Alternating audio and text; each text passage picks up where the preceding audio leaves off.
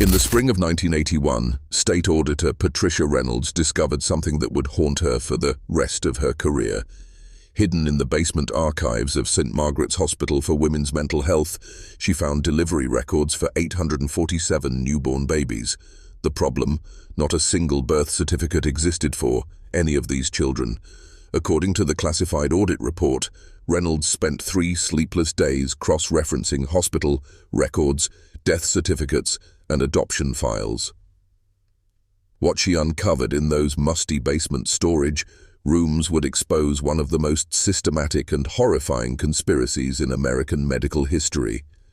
For 30 years, from 1952 to 1967, vulnerable women had entered St. Margaret's psychiatric ward, believing they would receive care for their mental health conditions. Instead, hospital records indicate they became victims of an elaborate baby trafficking operation that stretched from the corridors of a Catholic-run mental institution to the offices of the most prominent adoption attorneys in the state.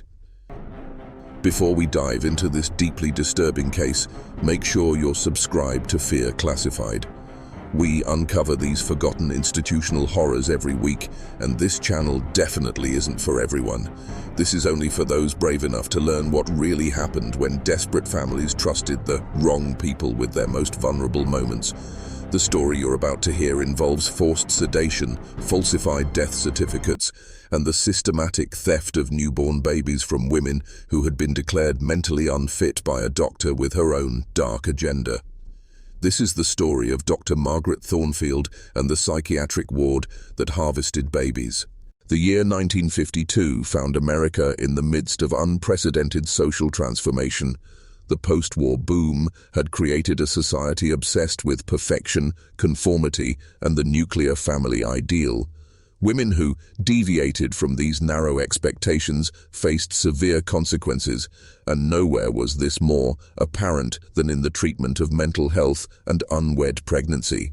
Declassified federal documents reveal that institutionalization rates had reached historic highs by the early 1950s. State mental hospitals were overcrowded, understaffed, and operating with minimal oversight. The combination of limited reproductive rights, social stigma surrounding unwed motherhood, and growing demand for adoptable infants created what government reports later described as a perfect storm for institutional abuse. St. Margaret's Hospital for Women's Mental Health sat like a fortress on 43 acres of rolling hills outside Millbrook, a small industrial town that had prospered during the war years. Built in 1924 by the Catholic Diocese of St. Helena, the hospital had originally served as a tuberculosis sanitarium. By 1950, however, medical records show it had been converted into a dual-purpose facility, combining psychiatric treatment with a discreet maternity ward. The hospital's promotional materials, discovered in diocese archives, promised compassionate care for women suffering from nervous disorders, hysteria, and the complications of modern motherhood. According to these brochures, St. Margaret's offered a safe haven where troubled women could find peace, healing, and guidance from qualified medical professionals and devoted sisters of mercy. In reality, investigation records reveal that St. Margaret's operated more like a prison than a hospital. The facility was surrounded by high stone walls topped with decorative iron spikes that served a decidedly non-decorative purpose. Visiting hours were severely restricted and patient correspondence was monitored by hospital staff. Former employees later testified that most patients were allowed no contact with the outside world for the duration of their treatment. At the center of this story stands Dr. Margaret Thornfield, who joined St. Margaret's as chief psychiatrist in January 1952. Hospital personnel records, obtained through decades of legal battles, reveal that Thornfield had served as an Army medical officer during World War II, specializing in what military documents described as maternal psychology and reproductive mental health. Her service record included a 2-year assignment at a military psychiatric facility in California, where she had developed what she called innovative treatment protocols for women suffering from pregnancy-related mental disorders. Colleagues described Thornfield as brilliant, ambitious, and utterly dedicated to what she believed was cutting-edge psychiatric care. Dr. James Morrison, who worked alongside her during the early years, later told investigators that Thornfield possessed an almost missionary zeal for helping troubled women achieve what she considered their highest potential. According to Morrison's testimony, Thornfield frequently spoke about the need to protect society from the consequences of unstable motherhood and believed that some women were simply not equipped by nature to raise children. Thornfield's approach to treatment reflected the prevailing psychiatric theories of the era, which often pathologized normal female emotions and experiences.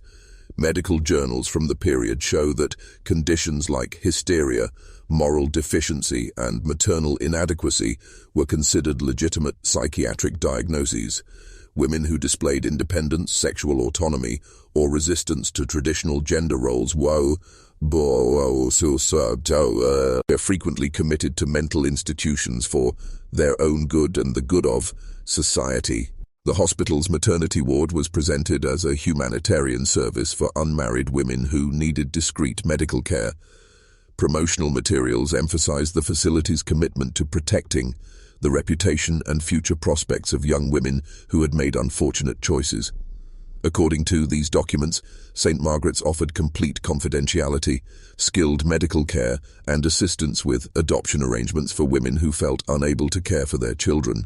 What the promotional materials didn't mention, and what wouldn't be discovered until decades later, was that St. Margaret's had developed partnerships with several high-end adoption agencies and private attorneys who specialized in placing babies with wealthy families. Chief among these partners was Vincent Carlisle, a prominent adoption attorney whose client list included senators, federal judges, and corporate executives who were willing to pay premium prices for healthy, white infants.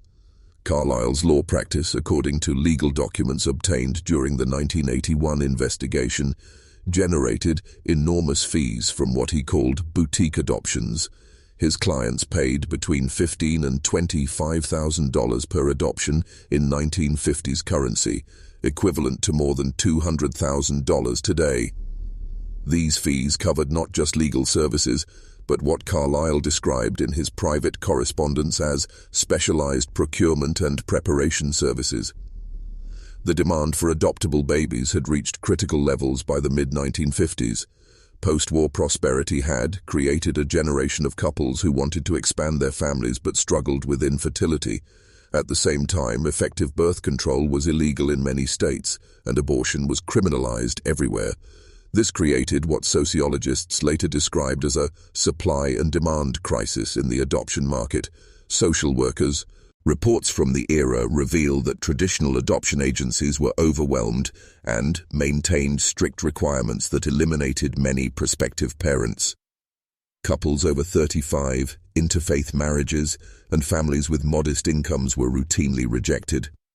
Meanwhile, the babies available through traditional channels were often from backgrounds that wealthy families considered undesirable. Children of immigrants, minorities, or families with perceived genetic or social problems. St. Margaret's appeared to offer a solution to this crisis. The hospital's patient population consisted primarily of young white women from middle-class backgrounds who had been committed by their families for various nervous conditions. Many were college-educated, came from stable family backgrounds, and possessed what adoption professionals considered ideal genetic profiles. When these women also happened to be pregnant, they represented exactly what Carlisle's wealthy clients were seeking. The hospital's location provided another crucial advantage. Millbrook sat at the intersection of 3 state jurisdictions, and legal documents show that birth certificates, death certificates, and adoption records were processed through different county offices that rarely communicated with each other. This administrative complexity would later prove crucial to the conspiracy's success and the difficulty investigators faced in unraveling it.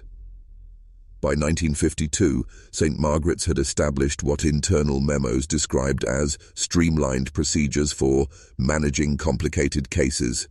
These procedures, according to surviving documents, involved close coordination between the psychiatric staff, the maternity ward, and external adoption services.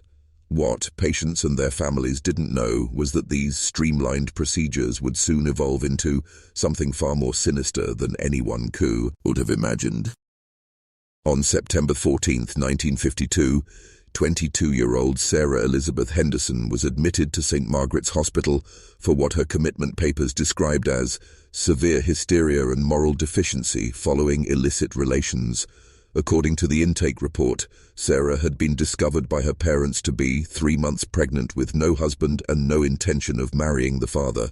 The family physician, Dr. Robert Whitmore, had recommended immediate psychiatric evaluation and treatment. Sarah's case file, discovered in the basement archives 30 years later, reveals the tragic circumstances that led to her commitment. She had been working as a secretary at a law firm in the state capital when she began a relationship with one of the partners, a married man 15 years her senior. When Sarah informed him of her pregnancy, medical records indicate that he immediately terminated both their professional and personal relationship, threatening to destroy her reputation if she pursued any legal action. The Henderson family, prominent members of their local Methodist congregation, faced what they considered an impossible situation. Sarah's father owned a successful hardware store, and her younger sister was engaged to the son of the town's most influential banker. According to family correspondence found in Sarah's file, her parents believed that allowing Sarah to have the baby out of wedlock would destroy not only her future, but the entire family's standing in the community. Dr. Whitmore's evaluation report, written in the clinical language typical of the era, diagnosed Sarah with acute hysteria manifested through sexual deviance and rejection of appropriate feminine behavior.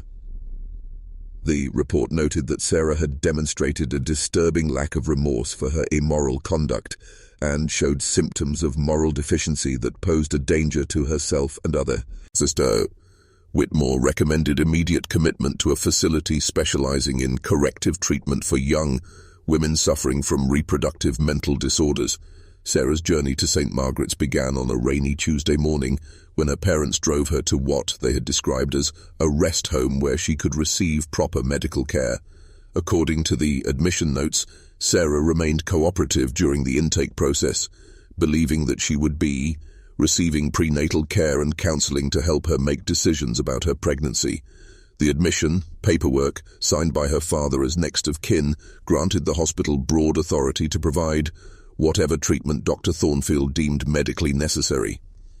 Dr. Thornfield's initial evaluation of Sarah, documented in a detailed report that survived the 1968 records fire, revealed the methodical approach that would later characterize all of her cases. Thornfield noted that Sarah was an attractive young woman of obviously good breeding and superior intelligence, currently suffering from the psychological manifestations of illicit pregnancy. The evaluation emphasized Sarah's excellent genetic background, strong educational foundation, and potential for rehabilitation if properly managed.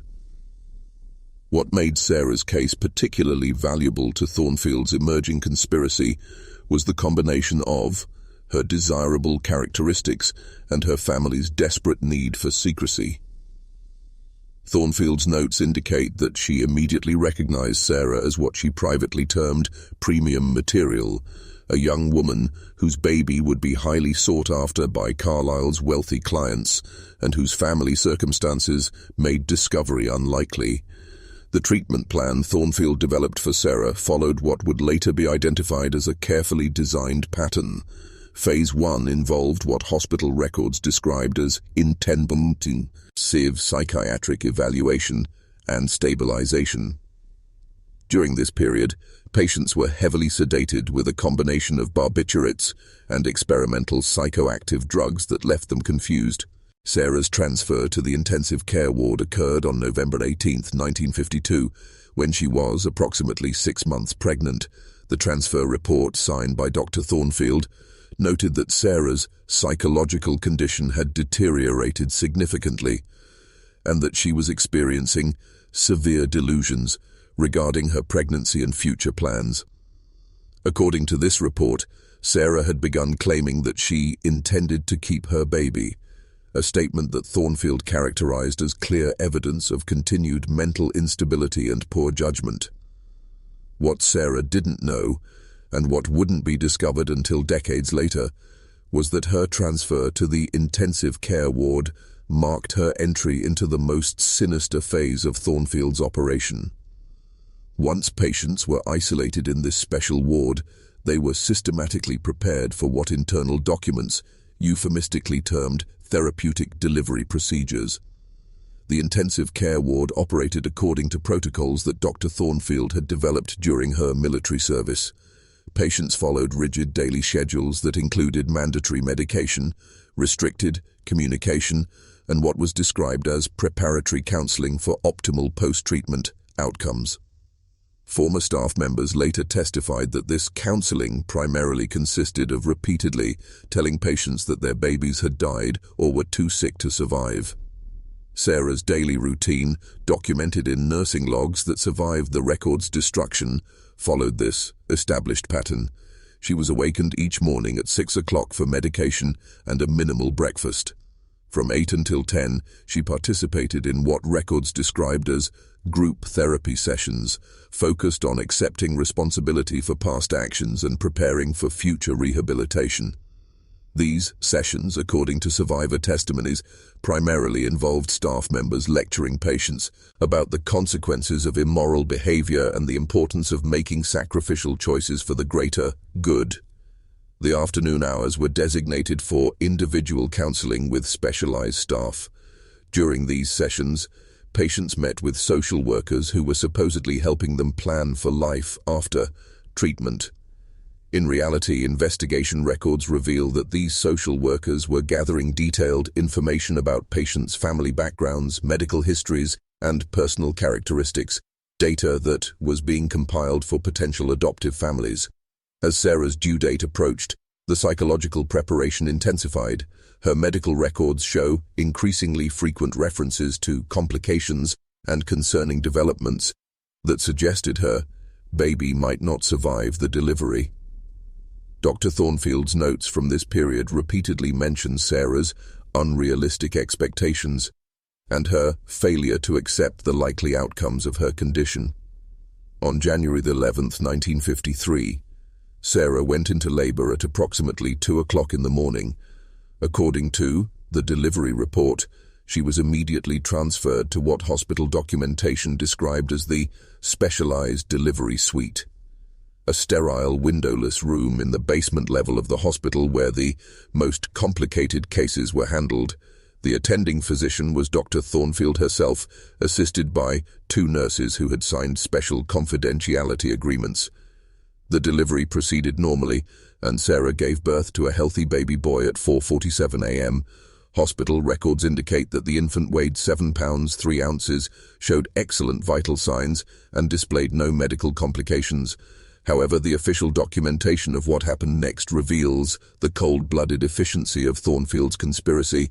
According to the medical report filed immediately after delivery, Sarah had experienced severe complications during birth that resulted in the infant's death. The report, written in Dr. Thornfield's precise handwriting, described acute fetal distress leading to respiratory failure and cardiac arrest, despite aggressive resuscitation efforts. The time of death was listed as 5:15 a.m., approximately 28 minutes after birth. What actually happened during those 28 minutes would remain hidden for nearly 3 decades. The baby, perfectly healthy and crying normally, was immediately removed from the delivery room by one of the attending nurses. Sarah, heavily sedated and physically exhausted from labor, was told that her son had been stillborn and that his body would be handled according to hospital protocols for unfortunate outcomes. While Sarah was being moved to the recovery ward, her baby was being transported to a discreet location where Vincent Carlisle waited with a couple who had been selected months earlier as potential adoptive parents. The couple, identified in sealed court records only as Mr. and Mrs. R, had paid $22,000 for what Carlisle described as a premium placement with complete discretionary handling. On January the 27th, 1953, Sarah was discharged from St. Margaret's with a clean bill of mental health and instructions to focus on rebuilding her life in a more appropriate direction.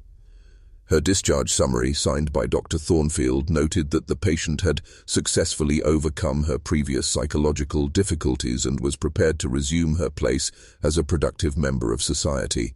The report made no mention of her pregnancy, delivery, or loss, referring only to a successful course of treatment for nervous disorders. Sarah returned to her family's home, where she was expected to resume normal life as if nothing had happened. Her parents had told neighbors and friends that she had been receiving treatment for nervous exhaustion at a private facility, and no one in the community knew about her pregnancy. According to family friends interviewed decades later, Sarah seemed different after her return, quieter, more withdrawn, and prone to episodes of inexplicable sadness that her family attributed to lingering effects of her nervous condition. The adoption paperwork, discovered in Carlisle's sealed files during the 1981 investigation, identified the baby as Baby Doe, born to an unnamed mother who had voluntarily surrendered parental rights due to personal circumstances. The adoptive parents were told that the biological mother was a college-educated young woman from a stable family background who had made a mature decision to place her child with a family better equipped to provide appropriate care and opportunities. Sarah's case established the template that Dr. Thornfield would refine and replicate hundreds of times over the next 15 years.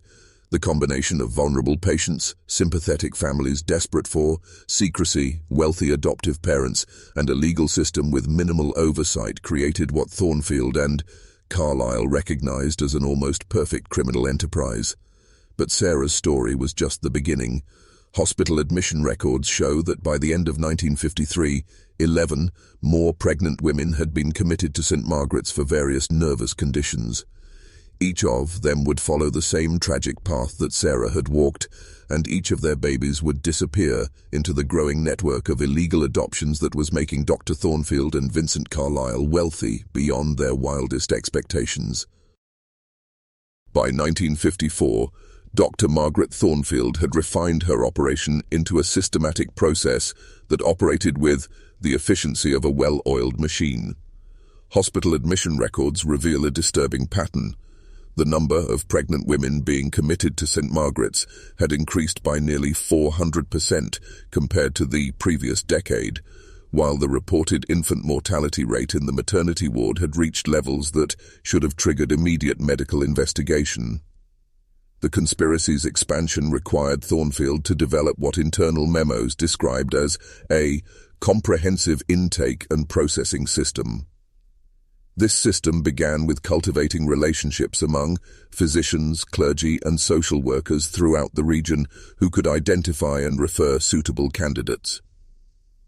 According to correspondence found in the hospital's administrative files, Thornfield had established a network of medical professionals who received substantial consulting fees for their referrals. Dr. Robert Whitmore, who had referred Sarah Henderson, became one of Thornfield's most prolific sources. Medical Association records show that between 1952 and 1967, Whitmore referred 43 pregnant women to St. Margaret's for psychiatric treatment. Each referral generated a consulting fee of $500, plus additional payments based on what internal documents described as successful case resolution. The referral network extended beyond medical professionals to include members of the clergy who were often the first to learn about unwed pregnancies in their congregations. Father Michael O'Brien, pastor of St. Catherine's Catholic Church, later testified that Dr. Thornfield had approached him in early 1953 with an offer to help families facing difficult situations involving moral transgressions by their daughters. According to Father O'Brien's testimony, Thornfield presented herself as a Catholic physician who understood the importance of protecting family reputations while ensuring that troubled young women received appropriate medical care. She assured him that St. Margaret's could provide discreet treatment that would allow families to avoid scandal while helping their daughters learn from their mistakes and prepare for more appropriate futures. Father O'Brien admitted that he had referred at least 12 young women to St. Margaret's over a 10-year period, believing that he was helping families navigate impossible situations with compassion and discretion. Like Dr. Whitmore, he received regular donations to his church that he didn't connect to his referrals until the investigation revealed the systematic nature of Thornfield's operation. The intake process at St. Margaret's had evolved into a carefully choreographed system designed to identify the most valuable candidates while ensuring that families remained committed to secrecy. Hospital records show that Thornfield personally conducted initial evaluations for all pregnant patients, during which she assessed not only their medical condition, but also their family backgrounds, social connections, and potential for causing problems later. Patients who came from prominent families possessed desirable physical characteristics and showed signs of intelligence were fast-tracked into what internal documents termed premium processing. These women received the most intensive psychological conditioning and were matched with Carlisle's highest-paying clients. Women who were deemed less valuable were often transferred to other facilities or received minimal treatment before being released. The psychological conditioning process had been refined based on Thornfield's military experience and her study of experimental psychiatric techniques being developed at government research facilities. Patient files reveal that the treatment protocols were designed not just to sedate and control the women, but to systematically break down their sense of reality and their confidence in their own perceptions. Mary Catherine Brennan, committed to St. Margaret's in March 1954 for post-marital hysteria and abandonment neurosis, exemplified the typical premium processing case. Mary Catherine's husband had been killed in Korea, leaving her pregnant and financially destitute. Her in-laws, prominent members of the local Episcopal congregation, had convinced her family that she needed psychiatric treatment to cope with her inappropriate grief responses and unrealistic expectations about single motherhood. Mary Catherine's treatment file, one of the most detailed records to survive the document destruction, provides a chilling glimpse into Thornfield's methods. The initial evaluation noted that Mary Catherine was an exceptionally attractive young woman of superior breeding and education, currently compromised by war widow hysteria, but possessing excellent rehabilitation potential. The treatment plan developed for Mary Catherine involved 3 distinct phases, each designed to achieve specific psychological objectives. Phase 1, labeled Stabilization and Assessment, lasted for 6 weeks and involved heavy sedation combined with what was described as reality adjustment therapy. During this period, patients were given drugs that created dreamlike states and confusion, while staff members repeatedly told them that their perceptions of their situations were distorted by mental illness. Mary Catherine's daily therapy notes document the systematic assault on her psychological autonomy. Staff members told her repeatedly that her desire to keep her baby was a symptom of unresolved grief for her deceased husband, and that her inability to accept reality proved she was unfit for motherhood. When she protested that she felt perfectly capable of caring for her child, her resistance was documented as evidence of increasing delusional behavior. Phase 2, described as intensive restructuring therapy, began when patients reached their 7th month of pregnancy. During this phase, the psychological pressure intensified as staff members presented increasingly elaborate scenarios about the difficulties and dangers of single motherhood. Patients were shown photographs of impoverished children, read statistics about juvenile delinquency, rates among children of unwed mothers, and subjected to lectures about the selfishness of forcing children to grow up in broken homes. Mary Catherine's therapy notes from this period reveal the sophisticated psychological manipulation that Thornfield had developed. She was told that keeping her baby would be perpetuating the tragedy of her husband's death, and that a truly loving mother would ensure her child had the best possible opportunities. When Mary Catherine continued to insist that she wanted to keep her baby, Thornfield began documenting her statements as evidence of profound psychological denial and dangerous maternal obsession. The final phase, implemented during the last month of pregnancy, was designed to prepare patients for the therapeutic resolution of their cases. During this period, patients were subjected to what records described as anticipatory grief counseling that was supposedly designed to help them cope with the likely outcomes of their high-risk pregnancies. In reality, this counseling was preparing them to accept the false news that their babies had died during delivery. Mary Catherine's delivery occurred on October 3, 1954, following the same pattern that had been established with Sarah Henderson. She was transferred to the basement delivery suite, heavily sedated and attended by Dr. Thornfield and her specially trained nursing staff. The baby, a healthy girl weighing 6 pounds 14 ounces, was immediately removed from the delivery room and declared dead from complications related to maternal psychological stress. However, Mary Catherine's case differed from previous victims in one crucial detail that would later prove significant to investigators. Mary Catherine had managed to remain more alert during the delivery than most patients, and she distinctly remembered hearing her baby cry. When she asked about this, Dr. Thornfield told her that she was experiencing auditory hallucinations caused by the trauma of losing her child, and that such hallucinations were common among women who had undergone psychologically complicated deliveries. Mary Catherine's baby was delivered to Vincent Carlisle within 6 hours of birth and placed with a wealthy manufacturing executive and his wife who lived in another state. The couple, identified in court records as Mr. and Mrs. T, had paid $25,000 for what Carlisle's files described as premium placement with complete biological and psychological profiling. The efficiency of Thornfield's operation had reached the point where she was processing multiple cases simultaneously. Hospital records show that by late 1954, the intensive care ward housed between 8 and 12 pregnant women at any given time, all following the same treatment protocols and all destined for the same tragic outcome.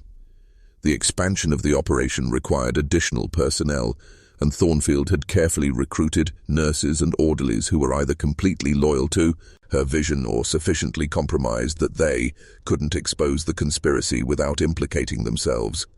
Personnel files reveal that several key staff members had financial problems, family secrets, or past mistakes that made them vulnerable to blackmail. Nurse Patricia Williams, who worked in the intensive care ward from 1954 to 1959, later testified that she had initially believed she was participating in legitimate medical treatment. According to her statement, Dr. Thornfield had convinced her that the patients were mentally ill women who posed dangers to their babies and that the adoption arrangements were humanitarian efforts to ensure that the children received proper care. Williams described the gradual process by which she came to understand the true nature of the operation. She noticed that many of the patients seemed far more rational and competent than their medical files suggested, and she began to question why so many babies were supposedly dying during what appeared to be normal deliveries. When she expressed her concerns to Dr. Thornfield, she was told that her lack of psychiatric training prevented her from understanding the complex relationships between maternal mental illness and infant mortality. The turning point for Williams came when she recognized one of the supposedly dead babies in a newspaper photograph announcing the adoption of a child by a prominent local family. The baby, who had supposedly died from respiratory complications 3 months earlier, was clearly alive and thriving in the arms of his new parents. When Williams confronted Dr. Thornfield about this discrepancy, she was told that she had obviously confused one baby with another and that her apparent memory problems suggested she might need psychiatric evaluation herself. Williams testified that this threat terrified her into silence. She had witnessed enough of Thornfield's power within the hospital system to know that questioning the doctor's methods could easily result in her own commitment as a patient. The financial aspects of the conspiracy had grown to staggering proportions by the mid-1950s. Banking records subpoenaed during the 1981 investigation revealed that Vincent Carlisle's law practice was generating annual revenues of more than $500,000, with approximately 70% of his income derived from adoption services. Dr. Thornfield had established multiple bank accounts under various names and was receiving monthly payments from Carlisle that totaled more than her official hospital salary. The money flowing through the conspiracy had created a network of corruption that extended far beyond St. Margaret's Hospital. County clerks received regular payments for expediting paperwork and avoiding awkward questions about discrepancies in birth and death records. Judges received substantial donations to their campaign funds in exchange for sealing adoption records and avoiding detailed reviews of custody arrangements. Even state health department officials received consulting fees that ensured they wouldn't investigate the unusually high infant mortality rates at St. Margaret's. By 1956, the operation had achieved a level of sophistication that allowed it to handle special requests from wealthy clients who wanted babies with specific characteristics. Carlisle's correspondence files obtained through court order reveal that some adoptive parents paid premium fees for guarantees about their baby's physical appearance, intelligence, and family backgrounds. These clients received detailed profiles that included photographs of the biological mothers, information about their educational achievements, and even personality assessments. The most disturbing aspect of these special arrangements was the evidence that some babies were held in foster care for several weeks while potential adoptive parents made their decisions. Internal memos suggest that Dr. Thornfield had established relationships with several discrete foster families who were paid to care for newborns while Carlisle conducted what he called matching consultations with his clients. One particularly chilling document found in Carlisle's private safe described a 1957 case in which 3 different couples were considering the same baby. The memo detailed the infant's characteristics like those of a prize animal. Male infant, 7 pounds 4 oz, excellent muscle tone, dark hair, brown eyes, mother 5 and 6, with superior intelligence scores, father believed to be college-educated professional, no known genetic defects in extended family history. The bidding process for this particular baby lasted 6 weeks, during which time he was cared for by one of Carlisle's foster families, while the potential parents made their decision. The final adoption fee was $32,000, paid by a federal appellate judge who wanted to ensure that his adopted son would have the best possible genetic foundation for future success. As the conspiracy expanded, so did the risks of discovery. By 1957, St. Margaret's was processing nearly 50 cases per year, and the number of people involved in various aspects of the operation had grown to more than 30. Hospital administrators, nursing staff, clerical workers, foster families, adoption attorneys, and government officials all had knowledge of at least portions of the conspiracy, creating multiple potential points of failure. The first serious threat came in early 1958 when Margaret O'Sullivan, a social worker with the State Health Department, began investigating reports of unusual patterns in adoption records. O'Sullivan had noticed that an unusually high percentage of private adoptions were being processed through Vincent Carlisle's office, and that many of these adoptions involved babies who had supposedly been born to women with no listed addresses or family contacts. O'Sullivan's preliminary investigation, documented in reports that survived in her personal files, revealed several troubling patterns. Birth certificates for babies involved in Carlisle's adoptions often contained minimal information about the biological mothers, with many listing their occupations simply as patient and their addresses as confidential medical facility. Death certificates for babies who had supposedly died at St. Margaret's showed an infant mortality rate nearly 10 times higher than the national average, but no corresponding medical studies or investigative reports had been filed.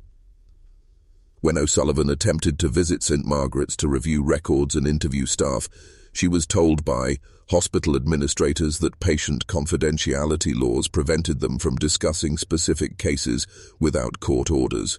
Dr. Thornfield personally met with O'Sullivan and explained that the high mortality rates reflected the hospital's specialization in high-risk cases involving maternal psychiatric complications that created dangerous conditions for fetal development. Thornfield's explanation, delivered with all the authority of her medical credentials and military background, convinced O'Sullivan that the patterns she had observed were the unfortunate but legitimate results of treating a particularly vulnerable patient population. The investigation was closed with a recommendation that St. Margaret's implement additional reporting procedures to better document the medical factors contributing to adverse outcomes. This close call prompted Dr. Thornfield to implement additional security measures designed to prevent future investigations. She established what internal memos described as enhanced confidentiality protocols that further restricted access to patient records and created multiple layers of documentation that would make it nearly impossible for outside investigators to trace individual cases. The new protocols also included contingency plans for handling potential whistleblowers among the staff. Personnel files revealed that all staff members were required to sign updated confidentiality agreements that included severe financial penalties for discussing hospital operations with outside parties. Additionally, Thornfield began maintaining detailed personal files on all staff members that documented any personal problems, financial difficulties, or past indiscretions that could be used to ensure their continued silence. By 1959, the baby harvesting operation at St. Margaret's had achieved a level of organization and profitability that exceeded anything Dr. Thornfield had imagined when she began her first experimental case with Sarah Henderson 7 years earlier. Hospital records show that the conspiracy was generating more than $200,000 per year in illegal profits while maintaining the appearance of a legitimate medical facility providing specialized care for troubled women.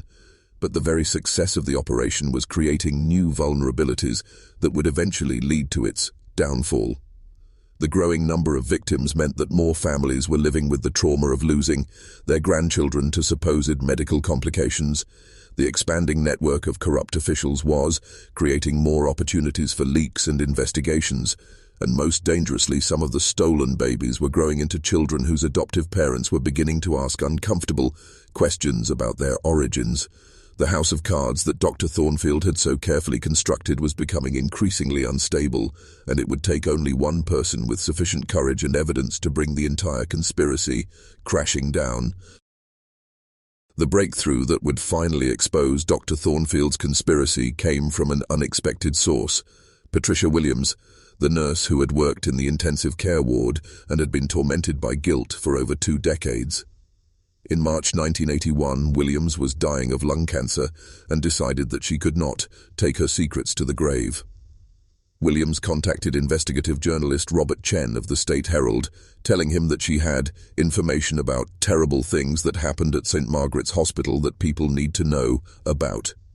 Chen, who had built his career exposing institutional corruption, agreed to meet with Williams at her home outside the city. According to Chen's published account, Williams appeared frail but determined during their 3-hour interview. She had prepared meticulously for their meeting, gathering personal notes, photographs, and documents that she had secretly retained despite the hospital's confidentiality requirements. Williams told Chen that she had kept these materials for 22 years, initially as insurance against retaliation, but ultimately as evidence of crimes that demanded justice. Williams's most damning evidence consisted of a personal journal that she had maintained throughout her employment at St. Margaret's. The journal, written in a cramped shorthand that Williams had learned in secretarial school, contained detailed records of every delivery she had witnessed in the intensive care ward. The entries documented the names of patients, the dates of their deliveries, the actual conditions of their babies, and the false information that had been recorded in official hospital records. The journal revealed that between 1954 and 1959, Williams had personally witnessed 67 deliveries of healthy babies who were immediately declared dead and removed from the hospital. Her notes included specific details about the babies' appearances, birth weights, and vital signs, all contradicting the official death certificates that listed various medical complications as causes of death. One particularly detailed entry dated June 15, 1957, described the delivery of twins to a patient named Linda Morrison, who had been committed for chronic anxiety and moral weakness after becoming pregnant while her husband was stationed overseas. Williams' notes documented that both babies were born healthy and crying normally, but that Dr. Thornfield immediately separated them and declared both infants dead from twin-to-twin transfusion syndrome complicated by maternal psychiatric distress. William's journal entry continued with a description of her growing horror as she watched the healthy babies being carried away by Vincent Carlisle's associates while their mother was told that she had lost both children due to complications that could have been prevented if she had received proper prenatal care earlier in her pregnancy. The emotional manipulation was designed to make Linda Morrison blame herself for the supposed deaths, ensuring that she would be too guilt-ridden to ask difficult questions. Chen spent 3 weeks verifying William's claims before publishing his explosive series of articles titled The Baby Thieves of St. Margaret's. The series, which ran in 4 parts during April 1981, presented detailed evidence of the systematic baby trafficking operation and named Dr. Thornfield and Vincent Carlisle as the primary conspirators. The public reaction to Chen's articles was immediate and overwhelming. The State Attorney General's office received hundreds of phone calls from people demanding a full investigation, while dozens of women came forward claiming that they had lost babies at St. Margaret's under suspicious circumstances. Local television station picked up the story, and within days it had become a national scandal that prompted federal authorities to launch their own investigation. State Attorney General Patricia Reynolds announced the formation of a special investigative task force on April 18, 1981. The task force, led by veteran prosecutor James McKenna, was granted broad authority to subpoena records, interview witnesses, and coordinate with federal agencies investigating potential violations of interstate commerce laws related to illegal adoption trafficking. McKenna's team faced immediate obstacles when they attempted to obtain records from St. Margaret's Hospital. Hospital administrators, citing patient confidentiality laws and attorney-client privilege, refused to provide access to patient files, financial records, or personnel documents. The hospital's legal team, led by a prestigious firm with connections to several prominent political figures, filed multiple motions to block the investigation on constitutional grounds. The legal battles over access to records consumed nearly 3 months, during which time additional evidence began emerging from unexpected sources. Former patients, emboldened by Patricia Williams' revelations, began contacting authorities with their own stories of suspicious circumstances surrounding their treatments at St. Margaret's. Sarah Henderson, the first victim of Dr. Thornfield's conspiracy, had followed the news coverage with growing recognition and horror. Now 51 years old and living under her married name in a distant city, Sarah contacted the task force and provided detailed testimony about her experience at St. Margaret's nearly 30 years earlier. Sarah's testimony, documented in transcripts that became crucial evidence in the subsequent prosecutions, described the systematic psychological manipulation that had convinced her to accept the supposed death of her baby. She provided investigators with copies of letters that her parents had received from St. Margaret's after her discharge, including bills for specialized psychiatric treatment and maternal grief counseling that totaled more than $3,000. Most significantly, Sarah had retained the small sympathy card that Dr. Thornfield had sent to her family following the supposed death of her baby. The card, which featured a pressed flower and a handwritten message about God's plan for innocent souls, became a crucial piece of evidence when handwriting analysis confirmed that it had been written by Dr. Thornfield herself.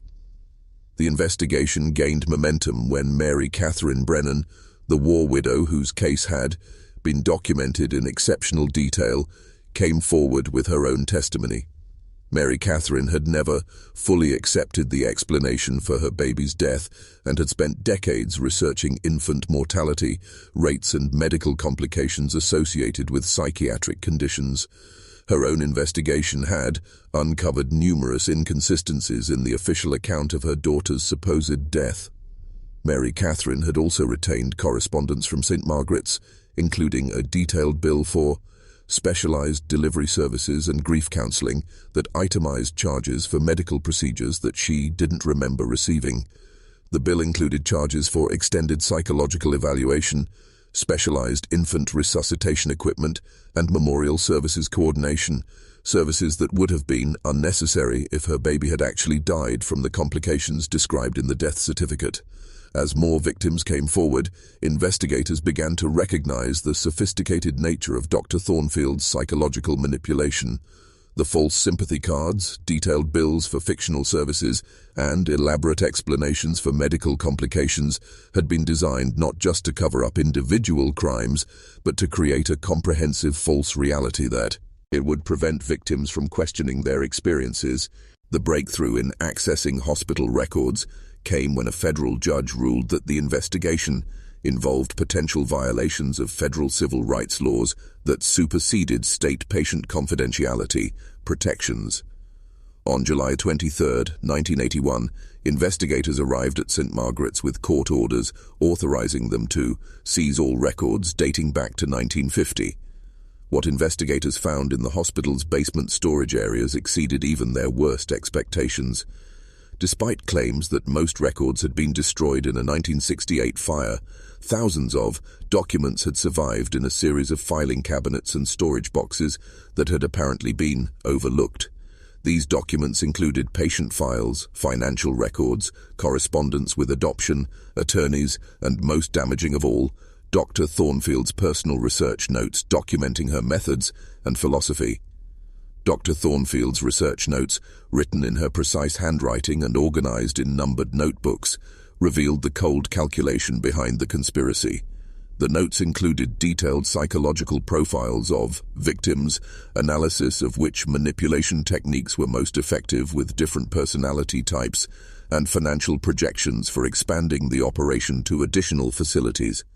One notebook, labeled Maternal Psychology Research, Confidential, contained what appeared to be Thornfield's theoretical framework for justifying the baby thefts.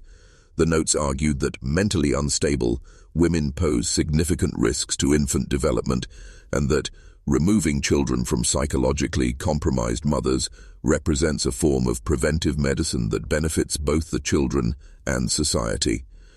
The notebook continued with detailed observations about which types of women were most likely to accept false explanations for their babies' deaths.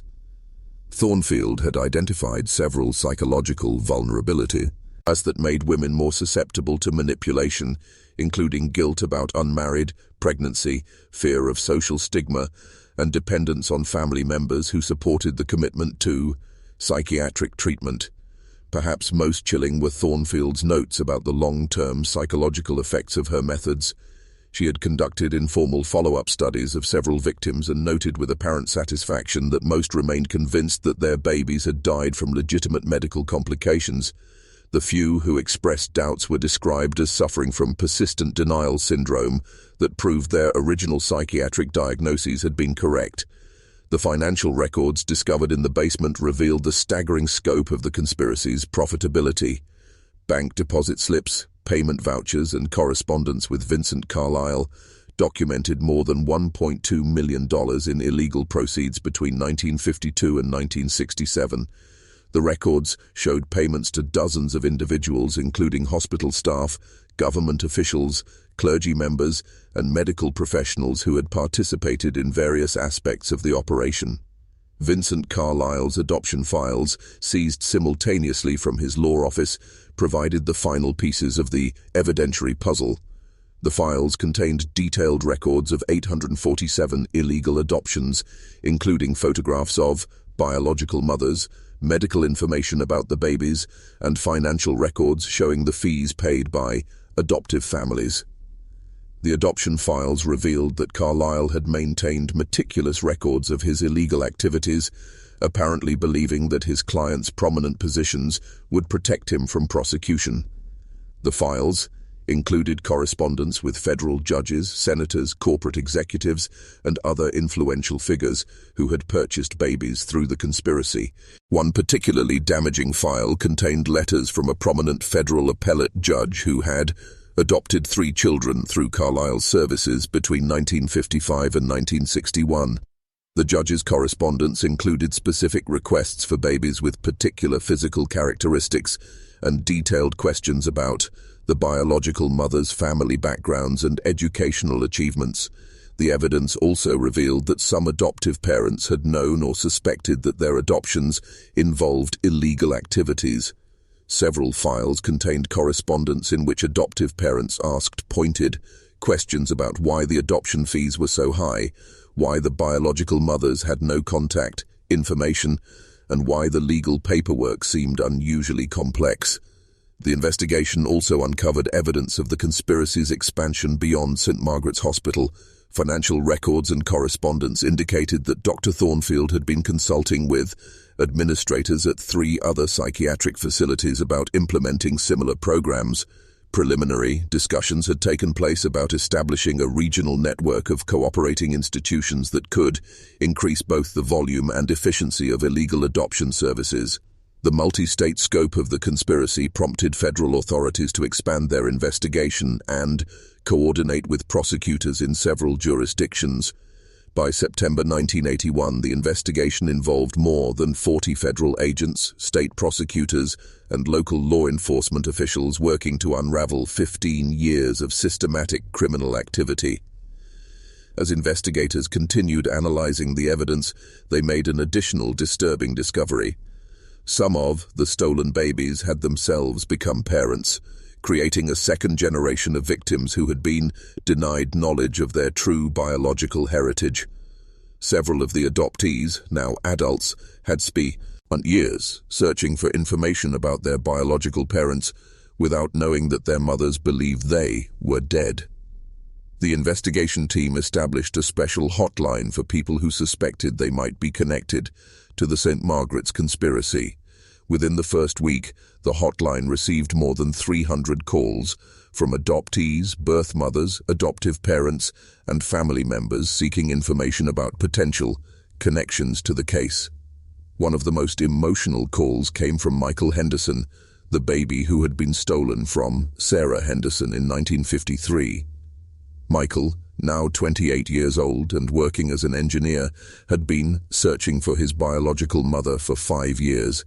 He had been told by his adoptive parents that his mother had died shortly after his birth, but inconsistencies in the adoption paperwork had prompted him to investigate further.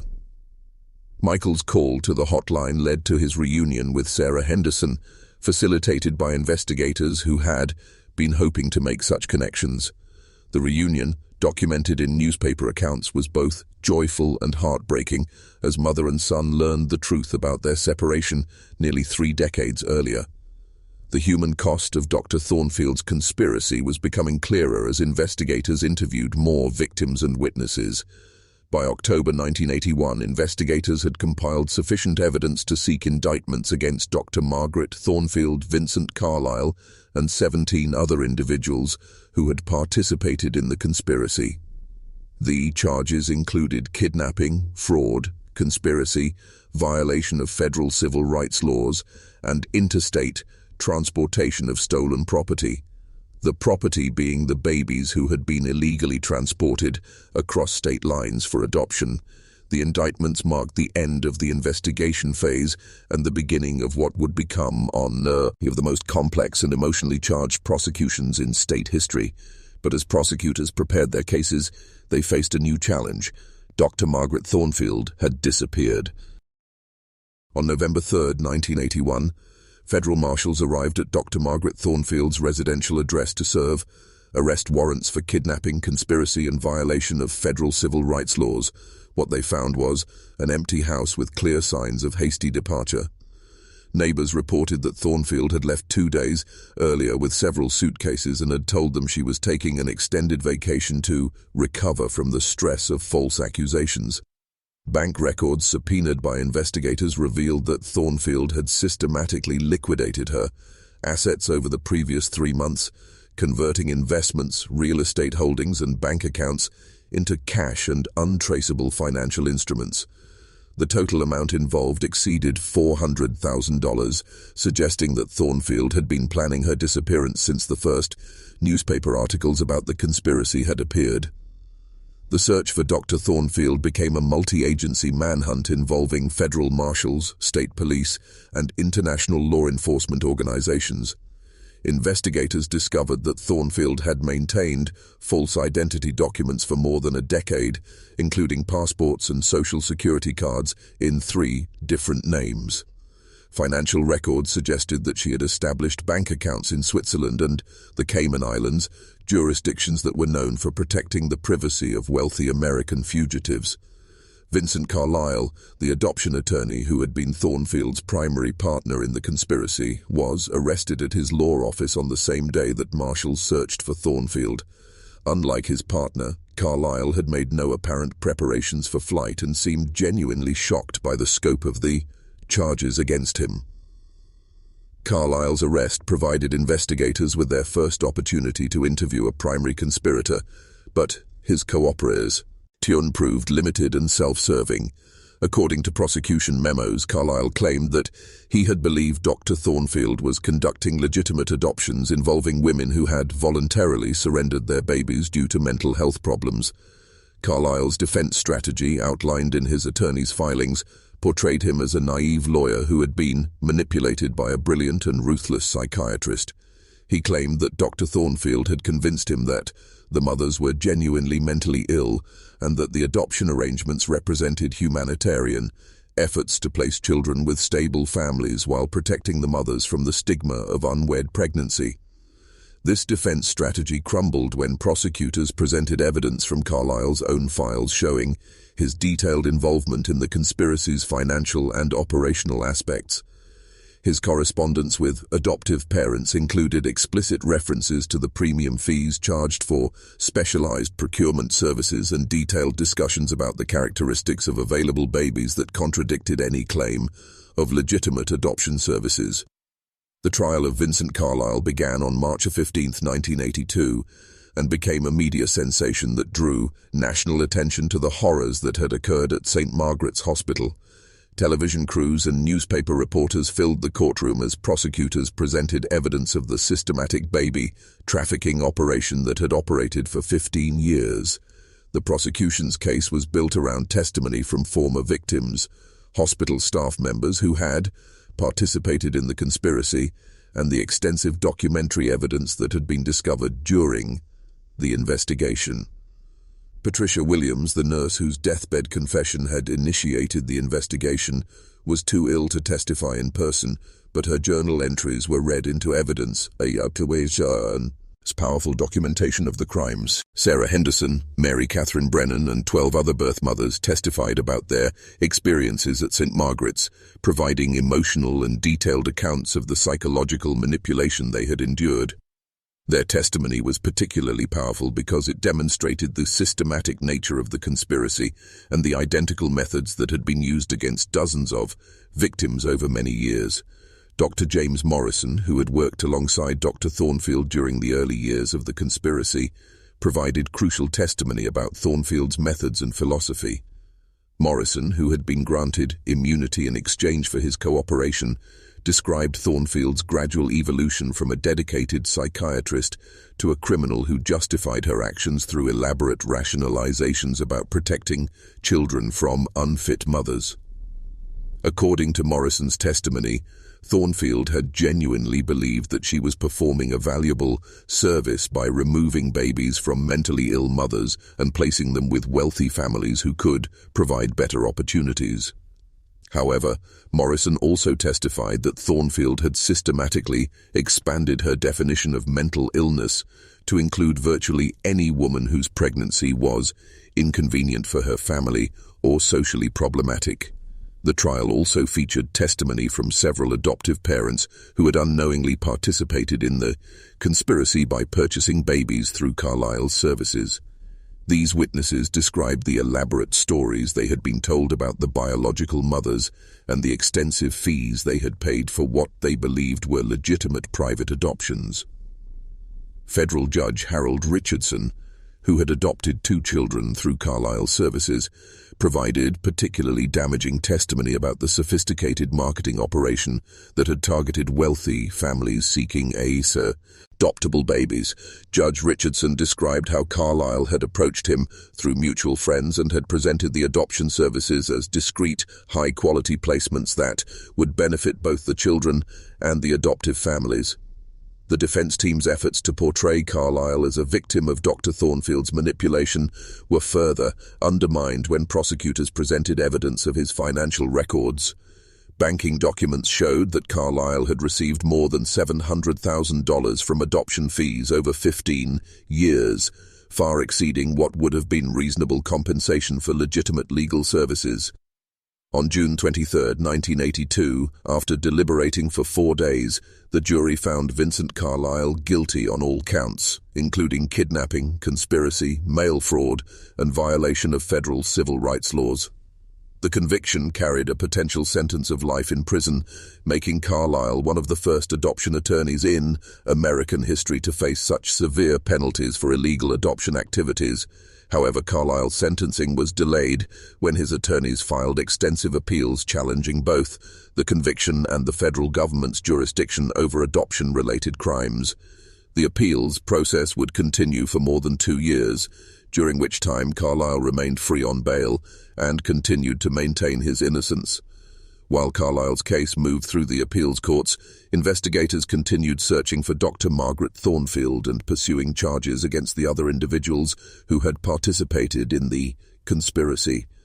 Hospital administrators, nursing staff, government officials, and clergy members who had facilitated the baby trafficking operation faced various charges ranging from conspiracy to obstruction of justice. Sister Mary Catherine, the hospital administrator who had overseen much of the daily operations at St. Margaret's, was among the most prominent defendants in the secondary prosecutions. Sister Mary Catherine had signed death certificates for dozens of babies who had actually been sold to adoptive families, and her religious position had provided crucial legitimacy to the hospital's operations. The prosecution of Sister Mary Catherine created significant controversy within the Catholic Church and raised complex questions about the extent to which religious institutions could be held responsible for crimes committed by their employees. The Diocese of St. Helena hired prominent criminal defense attorneys and argued that Sister Mary Catherine had been deceived by Dr. Thornfield and had genuinely believed that the babies had died from medical complications. However, prosecutors presented evidence showing that Sister Mary Catherine had received detailed financial reports about the hospital's adoption services and had personally approved expenditures for equipment and personnel specifically related to the conspiracy. Her own correspondence included references to the special arrangements that generated substantial revenue for the hospital's operations. The trial of hospital staff members revealed the extent to which Dr. Thornfield had created a culture of secrecy and intimidation that prevented employees from questioning suspicious activities or reporting concerns to outside authorities. Several nurses testified that they had suspected something was wrong, but had been afraid to speak up because of Thornfield's reputation for retaliating against staff members who challenged her authority.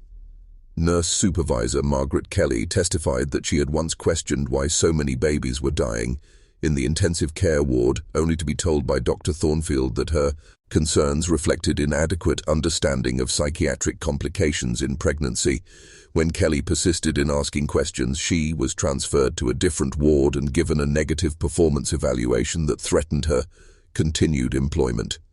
The atmosphere of fear and intimidation that Thornfield had created was so pervasive that even after her disappearance, many former staff members remained reluctant to cooperate with investigators. Several witnesses required immunity agreements and witness protection services before they would provide testimony about their knowledge of the conspiracy.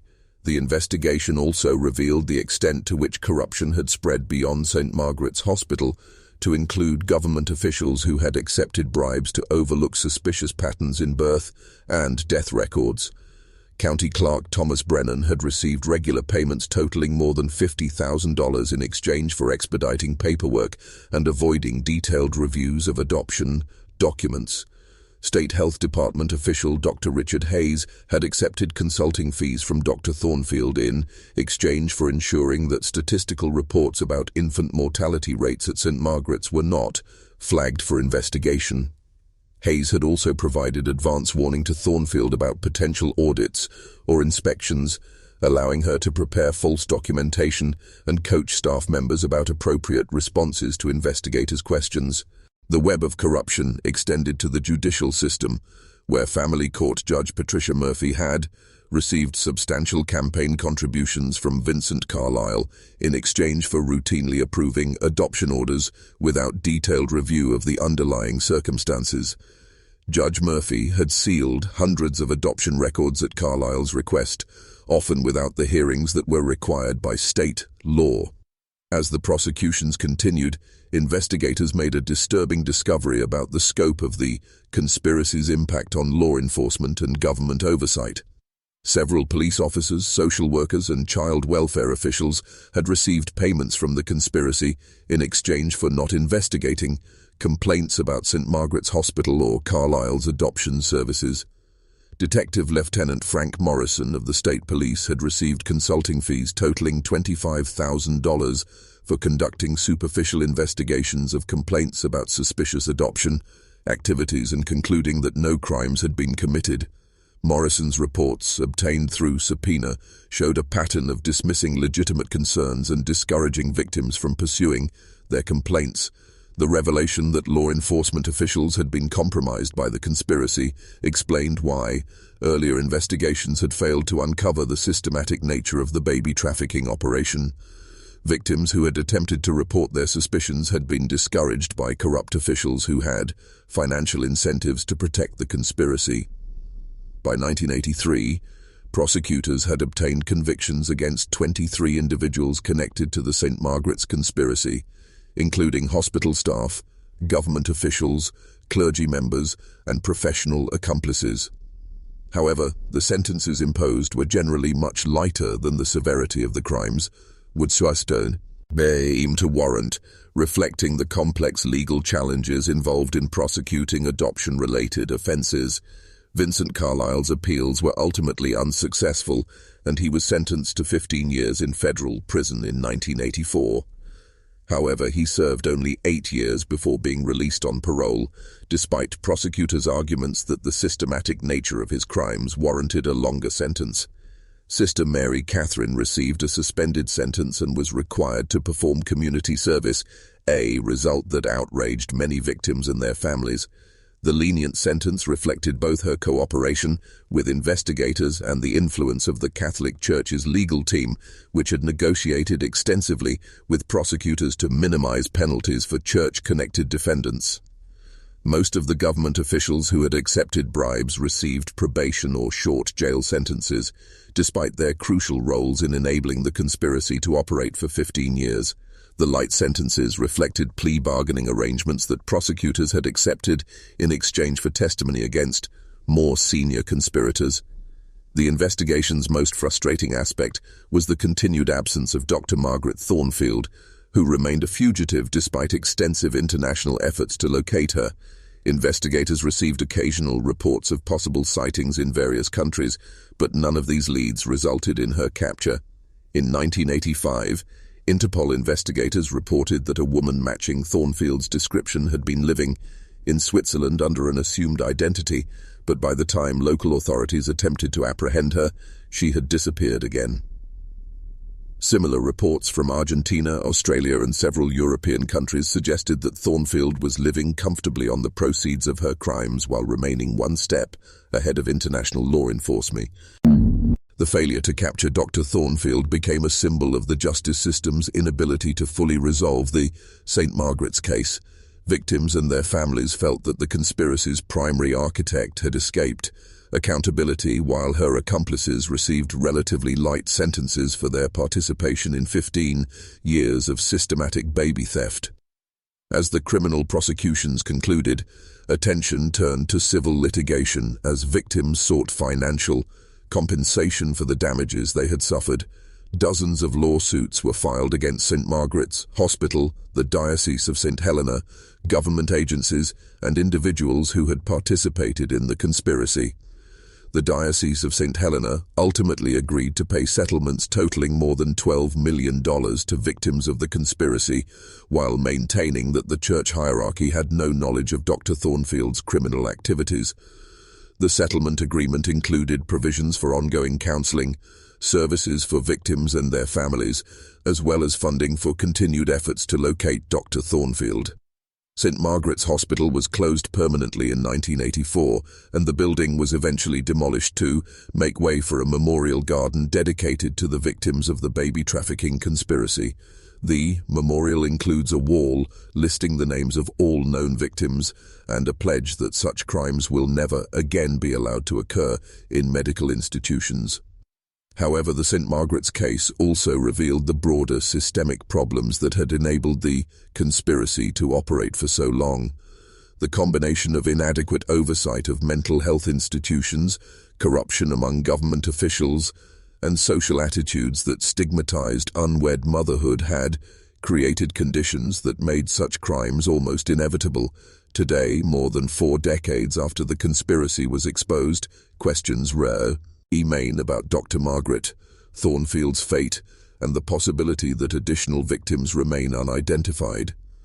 The FBI maintains an active file on Thornfield, and investigators continue to follow leads about her possible whereabouts, though the prospects for her capture diminish with each passing year.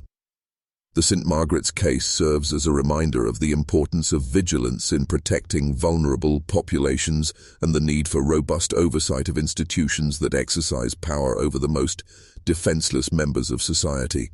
The systematic nature of the conspiracy and the number of officials who were corrupted by it demonstrate how easily institutional abuse can spread when proper safeguards are not maintained.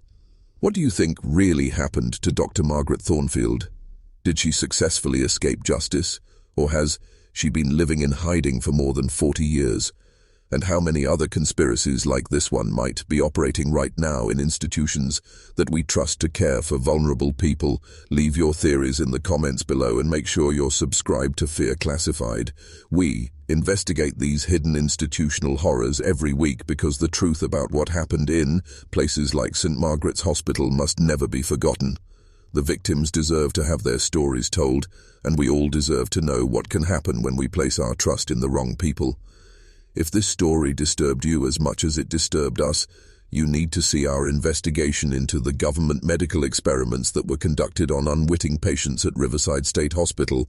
That's a story that will make the St. Margaret's conspiracy look like the tip of a very dark iceberg.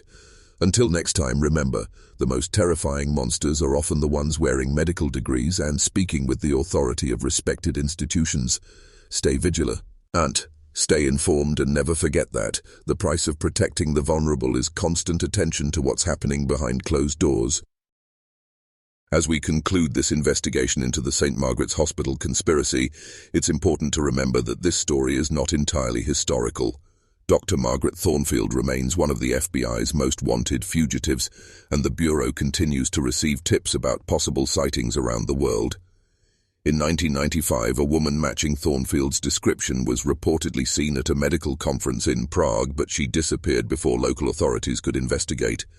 In 2003, Australian immigration officials detained a woman traveling on suspicious documents who claimed to be a retired American psychiatrist, but DNA evidence was inconclusive and she was eventually released.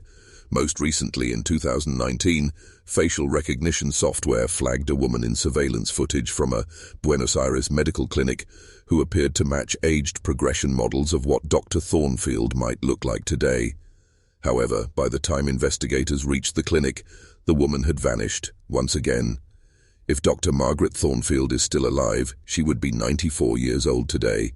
While age might have slowed her down, the millions of dollars she stole from families and the decades of experience evading capture suggest that she might still be living comfortably somewhere beyond the reach of justice.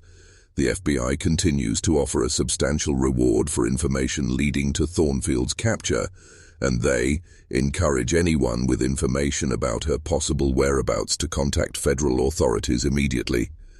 After more than 40 years, the victims of St. Margaret's Hospital deserve to see the conspiracy's primary architect finally face justice for her crimes.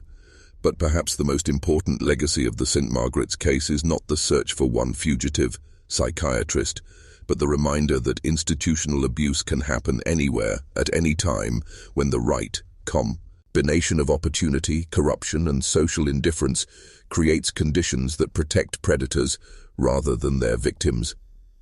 The babies who were stolen from St. Margaret's Hospital are now middle-aged adults with families of their own. Many have been reunited with their biological mothers, while others continue searching for answers about their origins.